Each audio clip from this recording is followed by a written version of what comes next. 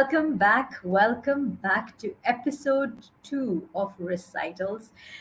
Recitals was a series that I will be running. The recital is a series that I will be running of conversations around poems, poems that you've written, poems that can connect with everyday life, and those that are so enriching because they are so close to your heart, my heart, and they tell us how beautifully words come together to make a difference. So, who is my guest for today? My guest for today is very special. My guest for today is someone that I hold a lot of love for, a lot of trust in. We share hope, we share respect, and it's none other than Cindy Martin, a name that would be as synonymous as my hello, hello on the daily lives. So, without further ado, I bring to you Cindy. Thank you, Cindy. Hello, everyone. My name is Cindy Martin, and I'm going to read a poem called The Merry-Go-Round. I wrote it in 2002, so it's been a while. So I don't have it memorized, but I will read it to you and hope you enjoy it. Thank you. The Merry-Go-Round. One day I was offered a glorious ride on a beautiful merry-go-round. Its painted horses enticed me, their colors did brightly abound, going round and round, going nowhere. They winked, they laughed, they cajoled. One fine steed turned and called me by name. No doubt left, still fear pushed me forward, and I stepped on that circle game, going round and round, going nowhere. The horses all started out slowly, innocent, patient, and kind. I trotted along with my gentle ride as the others fell sadly behind, going round and round, going nowhere. We were now racing faster and faster, and power was surging through me. I heard voices outside the invisible ring, their words an oppressive plea, going round and round, going nowhere. At last we broke out in full gallop, my heart pounding, hair blowing free. My horse had given me all that he had. I'd arrived where I wanted to be, going round and round, going nowhere. I drew far from the other horses, unaware of their cries of need. The sleek steed, now my only friend, the merry-go-round had captured me, going round and round, going nowhere. Now the ride was spinning out of control. I felt myself slowly dying. The spirit master said he'd slow it down, but I paid for a lifetime of flying, going round and round, going nowhere. At once the merry-go-round jerked to a stop, and I felt that fear deep inside. How could you? You promised everlasting joy. Now you're kicking me off the ride, going round and round, going nowhere. I slowly dismounted and looked about, shaky, restless, afraid. My horse kept on calling me back with his charm. Remember the price that you paid? Going round and round, going nowhere. Just then I turned my head and I saw another ride. It was smaller in shape, but still lovely, and I knew that I had to decide. I pulled further away from the merry-go-round, now aware of its cunning and powerful dare, and I ran toward the light of the spirit and the ride that was going somewhere, going forward, forward, going somewhere. Thank you. Thank you for sharing that. Wow. I'm just going to take a moment to let that sink in. And, hmm,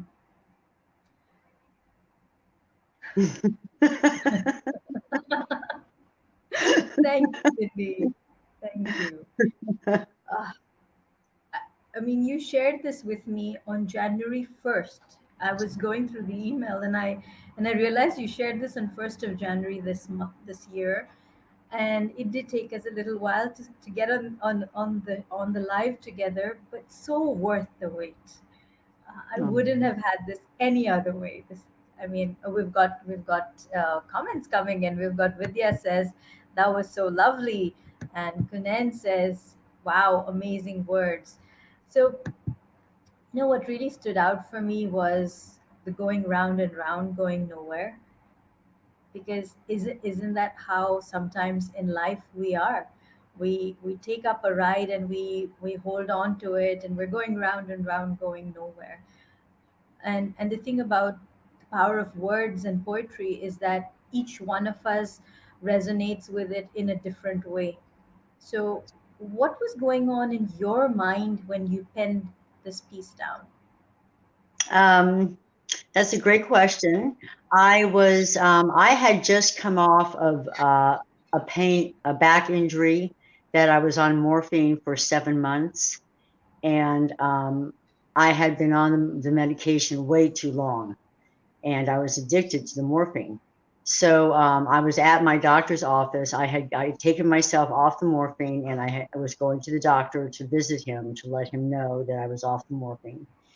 And I was in his office, and it was on the seventh floor downtown, so it was up pretty high. And I was waiting for him to come into the room, and I was looking out the window, and I looked up, and there was this huge building, and on the top of this building was this railroad track that was coming. It was like a sculpture, and it was coming around the front of the building and going towards the back, but it was only part of a rail.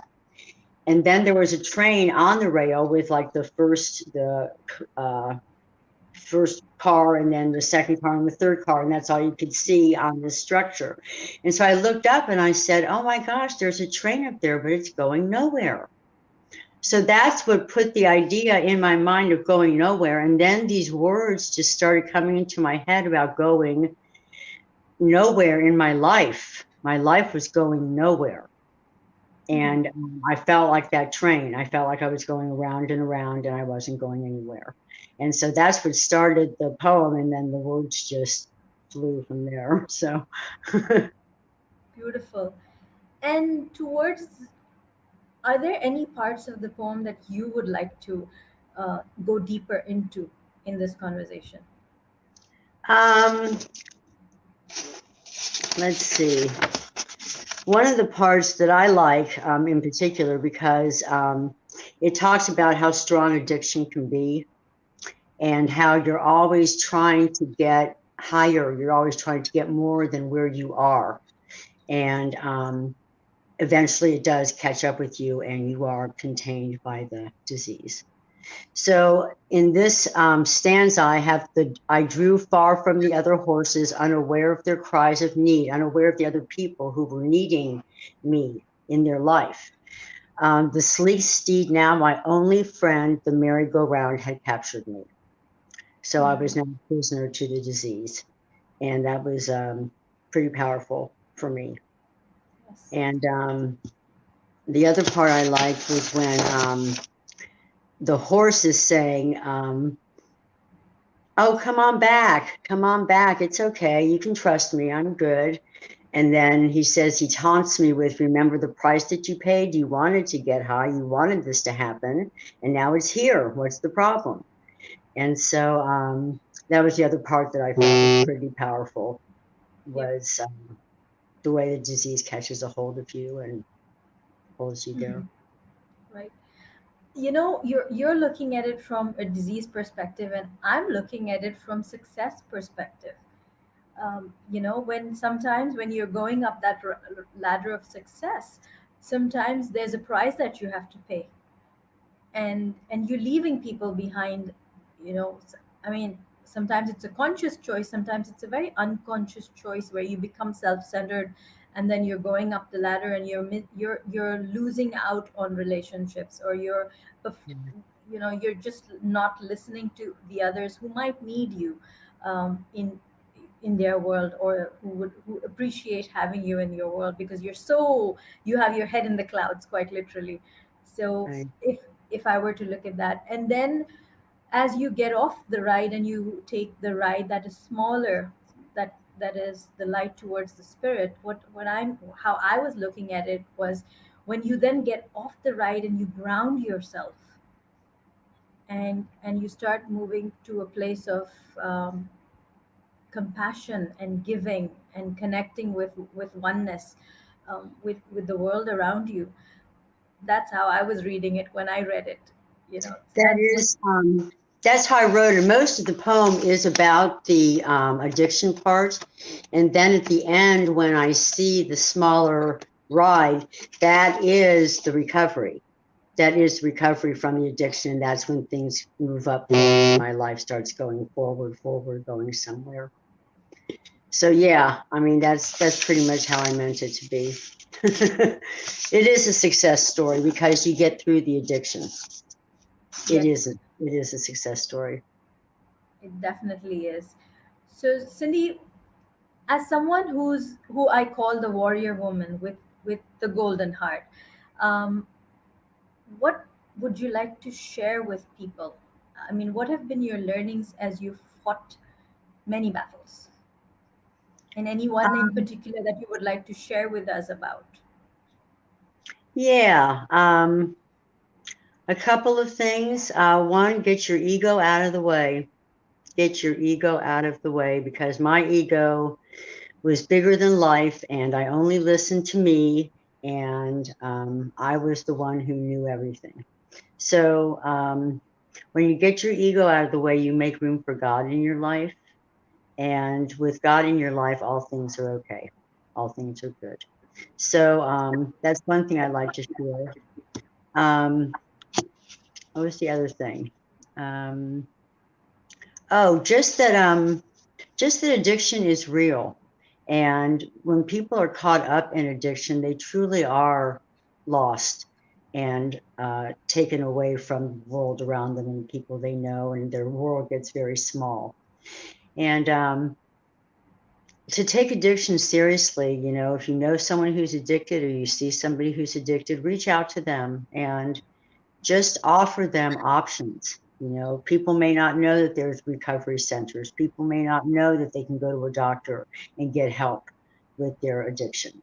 Um, Even though it's on TV and it's everywhere, maybe they need someone close to them who they know cares about them enough to say, "Hey." That's what my friends did to me. They were my best friends, and they sat me down and they said, "Look, we're really, really concerned about you being on the morphine for this long." And they talked to me about it, and I had to agree. I couldn't disagree with them. They were right on target. And so I agreed to go see my doctor and let him know that I was going to get off the morphine, which I did. But I needed those people in my life to push me. I don't think I would have pushed myself had it just been me alone trying to decide whether I should go get help or not. Hmm. Mhm. So you're That's what. talking about addiction, you're talking about morphine. This was something that happened because of an illness, because of a health issue that you were in. Of course, there are other kinds of addictions that happen, whether it's smoking, whether it's substance abuse, whatever it could be. I'm just wondering, what are your thoughts on addiction to emotions? Hmm. Hmm. Addiction to emotions. Could you talk a little bit about that? Okay, so what I mean is, we the buzzword these days is positive toxicity. Where people Um, are so forever positive that it gets to be a little toxic, and then there are people who are addicted to being angry, or I would call it being I mean, maybe addiction is not the word, but that you're so used to being in that frame of mind, mhm, whether it's anger, whether it's guilt, whether it's bitterness. People can have that frame of mind, and that can be also addictive. Thank you, Vidya says addiction to emotion, superb topic. Also, prior to that, Kunan had said, what reminds me is that if you change the way you look at things, the things you look at change. The success story, it seems. Yes. mhm, Thank you, Kunan. mhm, mhm, And yes, Vidya, we are delving deeper into addiction to emotions. Thank you for the encouragement. Emotional courage, yes, that could also be something that someone could be addicted to. Yes, so mhm. Cindy, what are your thoughts on that? Um, I think again, it's really similar to any kind of addiction. You're probably unaware of it, or if you are aware of it, you're not willing to do much about it. And again, I think it takes somebody important to you in your life to bring that to your attention and to talk to you honestly about it and how it's affecting them. It's almost like an intervention, but with somebody close that you trust and know very well. Um, and I think you can help somebody with that as well. I mean, they can go to a counselor, they can continue talking to you, they can ignore you and keep on doing what they're doing until they're sick and tired of being sick and tired of doing what they're doing. So, it can be helpful to talk to somebody about it, but at the same time, if you're not ready to do anything about it, then you're probably not going to do anything about it. And especially if you don't see it as a problem yourself. If other people are noticing it, but you're not really aware of what you're doing, you don't see it as a problem, you're okay with it, then you're probably not going to do anything different until True. you feel like something to do different. Thank you. Um, so when you were on you in your poem, you wrote about how the ride began to spin out of control. And that's the So, behavior. Um, Spinning out of control is your life is just falling apart around you. Your husband may be sick and tired of being with you, being this way. Your children may be withdrawing from you and angry at you that you're the way you are. Um, it could be that your world is just spinning out of control. Everything around you is just falling apart, and you can't get up off the floor by yourself. So hmm, that's what happens sometimes with addiction. You get to a place where and it's actually a good thing because you get to a place to where you finally can't do it anymore. You just say, hmm. I'm sick and tired of being sick and tired. And then you're more willing to listen to somebody else who has something to say. So, Okay. Hmm. All right. So there's this one thought that's coming in my head as we're spinning this. Um, when you're watching something spinning and you're watching just bang in the center, it feels like it's not moving. mhm, If you were looking at a spinning wheel and if you're looking bang in the center, it almost feels like it's not spinning. If you were to spin a bullseye, the center doesn't really look like it's moving because it's moving so fast when it's moving too fast, right? right. You're staying still. So so when your world is falling apart, and if you're in the center of your world, then it could seem like, to the people from the outside, it could feel like you're stable, Mm. but actually Yeah, you're not. it becomes their new normal too. Hmm. So the people around you are slowly learning that this is the way it's going to be. And so they get used to that new behavior. And you're right, it becomes normal to them. So the whole family could be toxic because of one person's addiction. You Hmm. know, it affects everybody in the family. So, Absolutely. It begins to impact everybody. So I think at the end of the day, we work together in collaboration, because we're a social animal.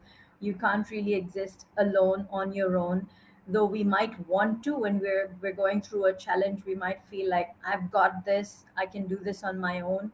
But I think it's okay to not be okay and to reach out for help. Um, I agree. That I don't know if you guys have seen it, but that girl Nightbird who went viral singing her song "It's Okay" on America's Got Talent. yes. And that's what she says, we're all a little lost, but it's okay. It's okay. It's okay to be lost. It's okay to be where you are in the world. It's not that you're good or bad or making polarity out of it.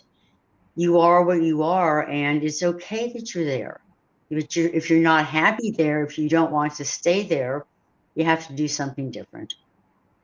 And that's where the peace comes. You have to help somebody be willing to do something different. And it requires willingness. So if the willingness isn't there, there's not a whole lot you're going to do differently. But if you know you just can't keep living this way, you just can't keep living this way, then you have a light beam of willingness to be able to hear somebody else. Yes. And if you can't be that somebody for yourself, I think um, another good place to start would be to be that somebody for someone else. Yes, In I spite agree. of whatever might be going on in your world, if you could just have the courage to look outside of yourself, outside of that spinning circle, and say, okay, how can I help somebody? Because we're great advocates of kindness when it comes to helping others, but when it comes to ourselves, we beat ourselves down. So Right. maybe we could start somewhere. You need to start somewhere. And it's not always that easy when you're under the influence of some kind of drug or mood or whatever, um, to get out of it yourself. Yes. You have to, it's hard to give when you're so wrapped up in yourself because your ego has got you so focused on you that you don't really take a look at the people around you when you're just going for your drug. You're just going for whatever that drug is, you're going for that. And that's what matters in your life. That's the biggest thing in your life that matters. And everything else can kind of take a back seat. It chips away at you. You see it happening and it doesn't not cause you damage, but you just don't respond to it. You just kind of yourself, it's like a vicious circle that keeps going around and around and doesn't take anywhere. Well, what are your thoughts on self-pity? Uh, self self pity gets you nowhere either. It's okay to sit there for a few minutes and to feel bad about yourself and what you're going through, and that's fine. Take a look at it, but don't stay there. Self pity has never gotten me anywhere except more deep into my own pity. And Mm. I think it's helpful to be open to or be willing to look at another way of doing things. If you see that your way is not working and you're not getting what you used to get or want to get, you have to be willing to look at something different. And oftentimes that takes another person or another, profession or whatever to take a look at that and help you see that there's more to you than just what you're seeing right now. That those things are within you, the good is within you, and you can bring that out. Cindy, as you say, there's more to what you're seeing. Would you be open to sharing what you've been through in the last few months, and maybe are you okay with that? If not, I respect it. No, I'm fine with that. I'm okay with it. I've come to terms with it. I was diagnosed with liver cancer in January of this year, stage 4 liver cancer, and it has spread to my lung. And so now I have liver and lung cancer, and it's been a challenge. It knocked me on my butt, and it's affected my whole family. It's affected my friends, and but this young man, really young guy in his 20s, I think, he came to my house one day to spray for pests or whatever outside. And he was telling me, I told him that I had cancer. I've known him for a while. So I told him that I had cancer. And he said his mother had liver cancer also, but she ended up dying of lung cancer. And I said, oh, wow. And he said, but don't ever, ever give up hope. He said, that's the bottom line. From this young guy, and I just looked at him and I said, you are absolutely right. And that's what I've tried to hold on to, is hope.